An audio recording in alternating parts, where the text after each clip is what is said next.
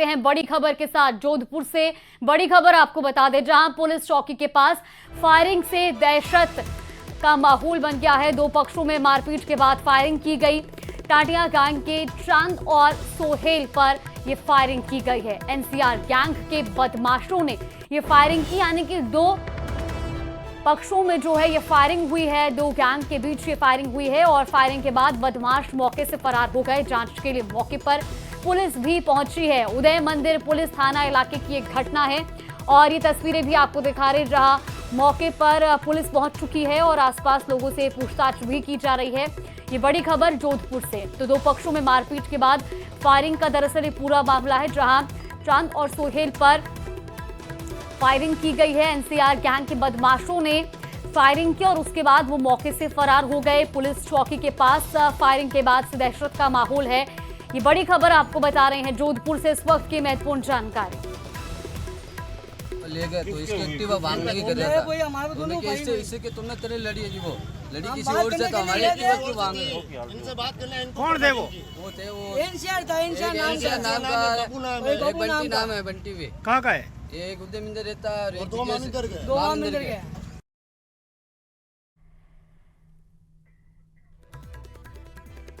और इसी खबर पर ज्यादा जानकारी के साथ हमारे सहयोगी चंद्रशेखर हमारे साथ फोन लाइन पर जुड़ गए। चंद्रशेखर, फायरिंग हुई है दो पक्षों में, क्या कुछ मामला ये निकलकर सामने आ रहा है?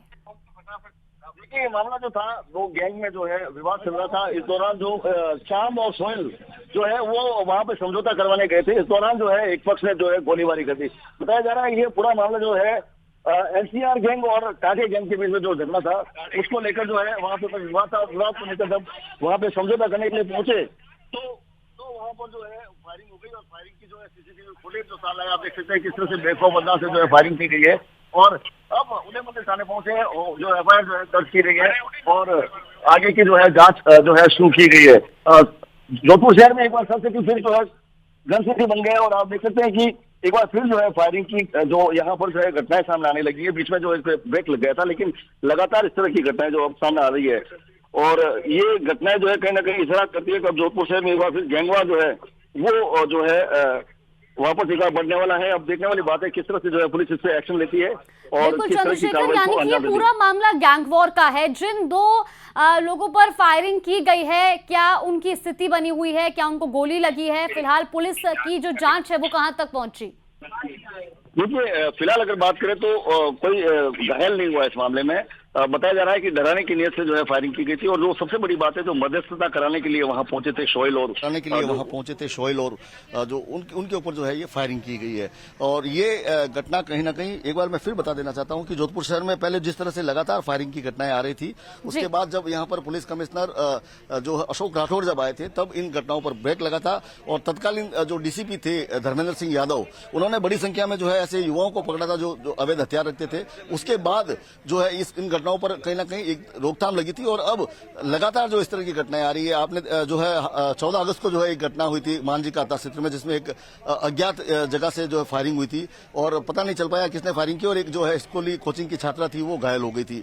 और एक बार फिर जो है ये घटना जो सामने आई है, ये कहीं ना कहीं ये बताती है कि एक बार फिर जो पुलिस को एक बड़ी चुनौती जो है गैंगस्टर्स द्वारा दी जा रही है। और इस ये एक तरह की जांच है कि देखिए आगे क्या कार्रवाई होती है। यदि कार्रवाई में ढिलाई बरती गई तो जोधपुर शहर में फिर एक बार जो है फायरिंग की घटनाएं जो है वो जो बढ़ने वाली है। हमारे साथ जो जिन लोगों पर फायरिंग की गई थी, एक तो आप पे और आप पे की गई थी, क्या मामला क्या था? सर, मेरे भाई की कोई लड़ी नहीं थी। हम बात करने के लिए गए थे राजीनामे की।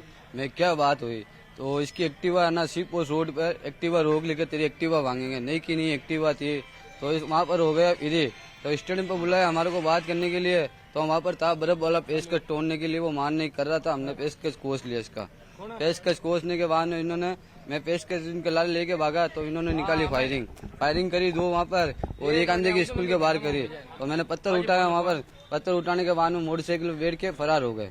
आप पर भी फायरिंग हुई? दोनों फायरिंग हुई सर हमारे पे। हम बाइक खड़े थे दोनों भाई। अच्छा, दो फायरिंग मेरे पे, एक फायरिंग इस पे, अंदर स्कूल बाहर फायरिंग हुई इस पे। तीन गोलियां जो उन्होंने दागी है। हाँ, 3 गोले खाली सर। झगड़ा क्या था वापस बताइए? झगड़ा कुछ भी नहीं था सर, हम बात करने के लिए गए राजीव होगी हमारा भाई की। मैं क्या दोस्त ने आपकी क्या लड़ी थी? सर, मेरी इनसे कोई चीज के पीछे लड़ी चल रही थी, उसके लड़ी हुई ना, उसके बीच में भी राजीव हो गया था सर कोर्ट के द्वारा, ठीक है। उसके बावजूद भी इन्होंने हमारे पे फायरिंग की है आज। बिल्कुल। कोर्ट में जाके समझौता हाँ, कोर्ट में जाके सर समझौता हुआ था, पेपर पे लिखा पढ़ी भी हुई थी, लिखा पढ़ी पे साइन भी किए थे, उन्होंने भी किए थे, हमने भी किए थे। उसके बावजूद भी झगड़ा किस बात को लेकर था? झगड़ा कोई पैसे का विवाद था सर। पैसे मांगते थे हम उसमें, वो पैसे देता नहीं था। उसके बावजूद ये घर उन्होंने मेरे को मारा था। फिर उनके बाद मैंने उनकी गाड़ी जला दी थी और उनको मारा भी था। फिर उसके बाद राजीपा हुआ, उसके बाद अभी ये वापस उन्होंने फायरिंग कर दी। तो देखिए, कोर्ट में समझौता हुआ, उसके बाद जो है दोनों पक्ष जो समझौता करके कोर्ट में समझौता पेश किया था, उसके बाद एक पक्ष ने जो है मारपीट की, दूसरे पक्ष ने उसकी गाड़ी जला दी और उसके बाद जो है यहाँ पर जो है फायरिंग की गई। ये कहीं ना कहीं आप क्या चाहते थे? दोनों पक्ष आराम से रहे। हम राजीपा की वास्ते गए थे, मैं आपस में झगड़ा नहीं हुआ, आपस आपका कोई झगड़ा नहीं था? अपना कोई झगड़ा नहीं था। इसका राजीव हो रहा था, अभी मारने के लिए घूम रहे थे इसको, लेकिन हमने क्या बात करके बैठ गए, राजीव कर लेते हैं, कहते पहले गाड़ी तोड़ेंगे हम। गाड़ी आरोपी कौन थे? आरोपी बाबू, एनसीआर और दुष्यंत, ये तीनों आरोपी है सर। एनसीआर क्या नाम है? एनसीआर नाम है उसका। एनसीआर गैंग है पूरी? गैंग में राहुल नाम गैंग है वो भी। अच्छा, ये जोधपुर में एक बार फिर जो है एक तरह से कह सकते हैं ये गैंगवार हुई है, क्योंकि जो जिस तरह से झगड़े, फसाद और उसके बाद जो है आपस में मारपीट, फिर गाड़ी जला देना और उसके बाद फायरिंग, चंद्रशेखर, क्या सिर्फ इस फायरिंग का मकसद किसी को डराना था या चेताना था, या फिर किसी के पीछे ये टारगेट किलिंग का एक प्रयास किया गया है? ये बिल्कुल आप ये बताइए, फायरिंग आपको डराने के हिसाब से की या आपको मारने के हिसाब से की? हमारे ऊपर करने के लिए फायरिंग में फिर चला था, मेरे खोपड़ी खुल जाती, फायरिंग पूरी कैसे हुआ था? पूरा सीधे फायरिंग मारा, उसने बच कर दी, पिस्टल रोड कर दी, बच कर दी, फायरिंग कर दी उसने। मैं जो नीचे झुक गया और सामने दीवार पिस्टल लगी जा रही है, वो पत्थर मारने चालू करे, मेरा भाई ने ऐसे भागे वो इधर भी। तो आप देख सकते हैं बदमाशों ने फायरिंग की और इन्होंने वापस पथराव किया और इनकी पथराव को वो झेल नहीं पाए और वहां से मौके से फरार हो गए। जो ये बात ये कही जा सकती है कि दो पक्षों के अंदर विवाद था, पैसे के लेन देन का विवाद था, दोनों में बातचीत हुई, बातचीत होने के बाद कोर्ट के अंदर एक समझौता हुआ। जानकारी ये भी मिल रही है कि पुलिस चौकी के पास में ही ये फायरिंग की गई है। दिन दहाड़े इस तरीके से फायरिंग करना, पुलिस चौकी के पास का ही इलाका है, लोग भी मौजूद रहते हैं, आवाजाही चहलकदमी रहती है दोपहर के वक्त, कुछ बड़ा हादसा भी हो सकता था, किसी बेकसूर को भी गोली लग सकती थी। पुलिस इस मामले पर किस तरह से जवाबदेह है, क्या एक्शन ले रही है? देखिए, इसमें सबसे बड़ी बात अगर मैं करूं तो सबसे पहला सवाल यह है कि जो बदमाश हैं उनके पास अवैध हथियार आते कहां से है, कहां से वो खरीद करते हैं। आज एक ऐसे लोग जो किसी झगड़े को खत्म करने पहुंचे थे, उन पर फायरिंग की, मजबूरी में उन्होंने अपने बचाव के लिए पत्थरबाजी की और पथराव से जो है वो डरकर भाग गए। तो आप देख सकते हैं बदमाशों की जो जड़ कितनी कमजोर होती है, लेकिन ये हथियार के दम पर जो जिस तरह से ये तांडव शहर में करते हैं, जो खौफ फैलाते हैं, ये एक बड़ा प्रश्न है कि जो जिस हथियार के दम पर ये बदमाशी करते हैं वो हथियार आते कहां से हैं। और जब हर व्यक्ति की अगर जेब में तमंचा रहेगा तो क्या जोधपुर शहर जो सन सिटी है वो वाकई गन सिटी बनने की तरफ जा रहा है, या पुलिस इन बदमाशों पर नकेल कसेगी, और नकेल कसेगी तो उसका जो लेवल क्या होगा, किस स्तर पर जो है बदमाशों में खौफ पैदा होना चाहिए, क्या ऐसी कार्रवाई जो है पुलिस द्वारा की जाएगी। कोशिश करेंगे यहाँ के जो थानाधिकारी है उनसे भी बात करने का प्रयास करेंगे। ये आप देख सकते हैं ये उदय मंदिर थाना है जहां पर ये घटना हुई थी, और यहाँ पर जो थानाधिकारी सीताराम खोजा है उन्होंने तमाम साक्ष्य जो है मौके से है। थानाधिकारी साहब है अंदर? अच्छा, तो अभी जो है थानाधिकारी यहाँ से जो है निकल गए हैं, मौके के लिए गए, और आप देख सकते हैं कि ये उदय मंदिर थाना पुलिस ने तमाम साक्ष्य वहां से जुटाए हैं। और लेकिन अगर बात करें तो जो बदमाश हैं वो अपनी प्रवृत्ति से बाज नहीं आते हैं, इस तरह की जो घटनाओं को अंजाम देते हैं। कहीं ना कहीं ये कहा जा सकता है कि एक पुलिस को एक खुली चुनौती है उन बदमाशों के द्वारा हथियारों के दम पर जिस तरह से दहशत फैलाने का प्रयास किया जाता है। अब देखने वाली बात है।